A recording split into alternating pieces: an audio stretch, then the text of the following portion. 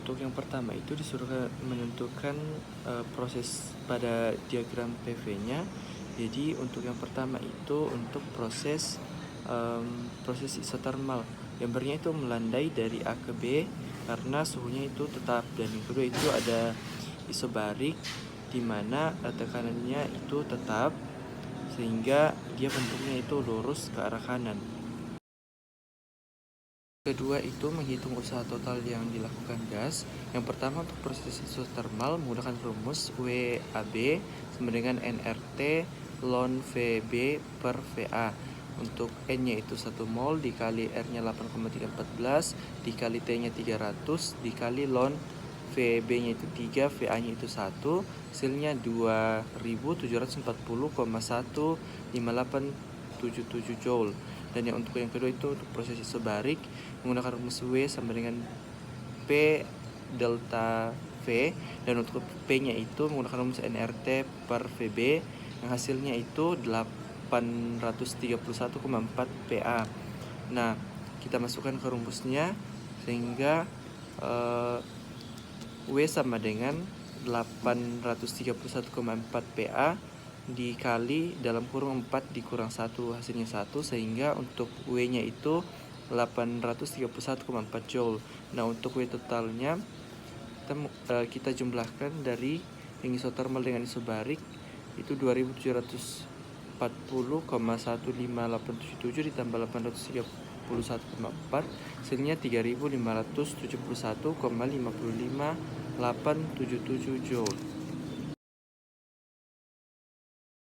Yang ketiga itu menghitung load total. Yang pertama untuk yang isotermal menggunakan rumus Q sama dengan W, hasilnya 2740,15877 Joule. Nah, untuk yang kedua untuk isobarik Q sama dengan delta U ditambah W menggunakan rumus 3 per 2 NR dalam kurung TC dikurang TB ditambah PC dalam kurung VC dikurang VB, dan untuk setelah dijabarkan dan disubstitusikan itu hasilnya 2078,5 Joule.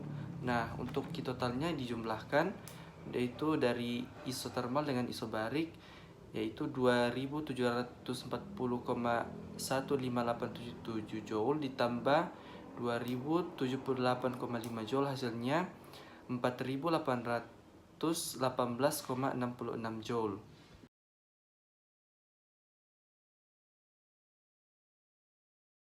Soal yang kedua, yang pertama untuk diagram PV-nya itu yang pertama itu ada A ke B itu proses adiabatik itu curam, dan kemudian yang kedua itu B ke C itu proses isohorik itu lurus ke bawah karena untuk volumenya itu tetap.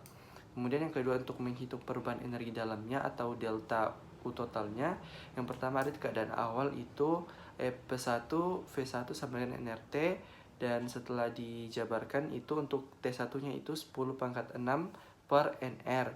Untuk pertama keadaan akhir untuk adiabatik menggunakan rumus P1 V1 pangkat gamma sama dengan P2 V2 pangkat gamma, dan setelah disubstitusikan nilainya untuk mencari P2 nya itu mendapatkan hasil 1,5874 dikali 10 pangkat 6 pas ke PA. Dan yang kedua untuk keadaan akhir untuk isohorik itu menggunakan rumus P3 V3 sama dengan nRT3. Nah, kita cari T3 nya, dan setelah disubstitusi hasilnya itu 2 dikali 10 pangkat 5 per NR.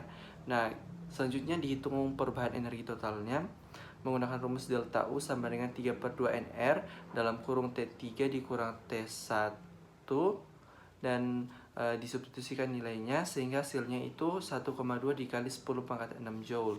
Nah, untuk yang ketiga untuk menghitung usaha pada proses adiabatik menggunakan rumus delta U sama dengan W, di mana rumusnya itu 3 per 2 NR dalam kurung T2 dikurang T1, kemudian disubstitusikan nilainya 3 per 2 NR dikali 0,5874 dikali 10 pangkat 6 itu hasilnya 0,8811 dikali 10 pangkat 6 Joule. Nah, karena W itu sama dengan min delta U, sehingga untuk W pada adiabatik itu minus 0,8811 kali 10 pangkat 6 Joule.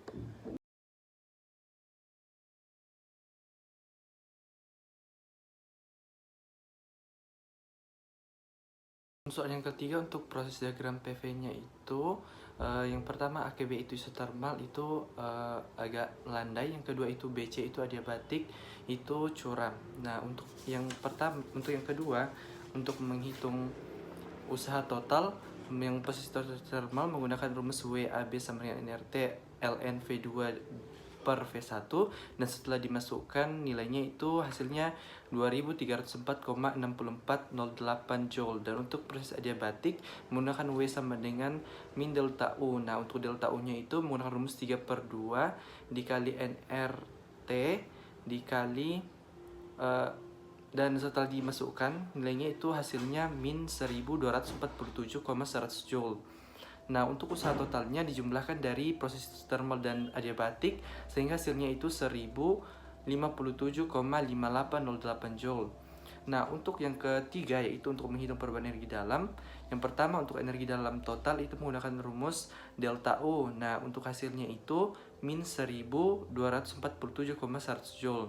Dan untuk yang kedua yaitu kalor totalnya itu untuk proses itu thermal kalornya itu 2304,6408 Joule, dan untuk adiabatik itu untuk Q-nya itu 0, sehingga untuk Q totalnya itu 2304,6408 Joule.